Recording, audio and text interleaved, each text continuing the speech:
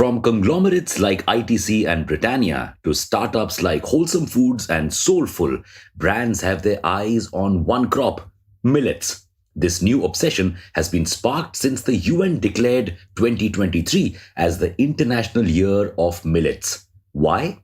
Simple. Millets have superpowers. They can provide food security, double farmers' income, reduce malnutrition and diseases like diabetes, and boost exports.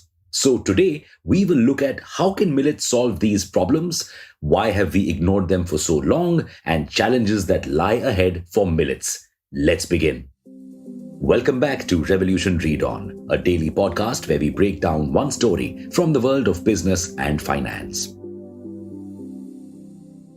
10,000 years ago, the staple food of our ancestors was not wheat or rice. They grew millets, crops like jowar, bajra, ragi, foxtail, and koda, because they were better than wheat and rice.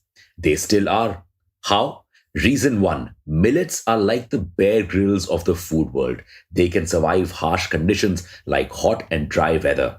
Rice needs around 120 to 140 centimeters of rain or 5,000 liters of water per kg.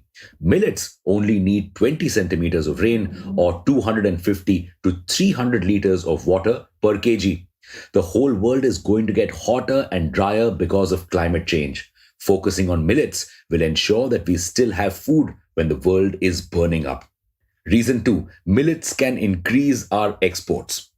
India is the second largest producer of millets. If we increase production, we could export more of these grains when the demand spikes. Thanks, climate change. Reason 3. Unlike wheat and rice and most other crops, millets don't need fertilizers and pesticides. This reduces farmers' costs. Plus, the growing adoption of millets will help increase their income. Reason 4. Millets are super packed with nutrients like iron, copper, and magnesium.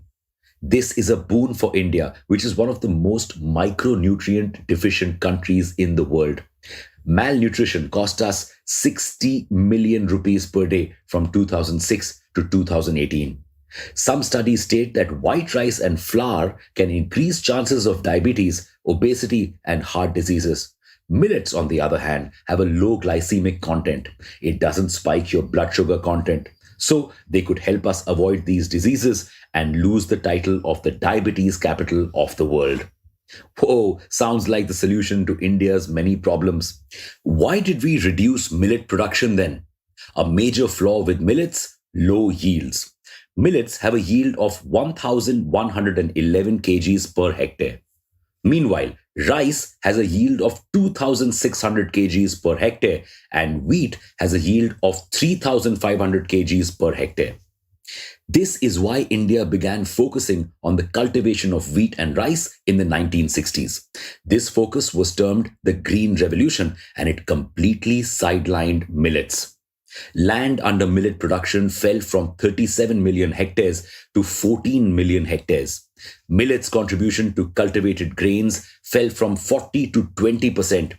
Per capita consumption fell from 33 to 4 kgs per year. The Green Revolution had some hidden consequences too. Increased costs for farmers, fertilizers and pesticides, degradation of soil due to the usage of pesticides and fertilizers, and increased health problems. Now, no more. PM Modi is heavily promoting millets, not just to India, but to the world. But patching up this age-old relationship is not going to be easy.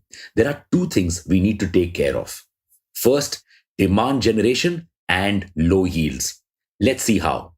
Millet consumption is still super low in India. We're too obsessed with our roti and rice.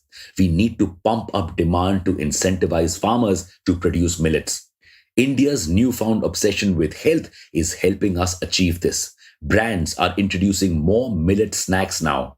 But relying on only food and snack trends won't work. So the government is trying to boost demand by adding millets in midday meals, providing millets in food programs for the needy, organizing millet fairs, providing support to farmers to grow millets, increasing the MSP or minimum support price for millet crops, and supporting startups that create millet-based products and recipes. And the government, both state and central, haven't stopped here. They're going the influencer marketing way to promote millets by calling celebrities and nutritionists to endorse their grains. But a bigger problem lies ahead: low yields. Looks like we're back to square one, back to the 1960s with the same problem ahead of us. However, now we have something that we didn't have back then: more knowledge and more tech. We have the power to research and develop higher yielding varieties of millets. With temperatures and droughts increasing every year, more and more farmers may see crop failures. This means low incomes for them and food shortages for us. So let's hope we can create higher yielding millet varieties soon. Till then, we can contribute towards demand, consume more millets so our farmers are incentivized to grow them. Let's do our bit for the country and the environment. What else do you think we can do to achieve this goal? Thank you for listening to this episode. We'll be back with more on Monday. Until then, read on.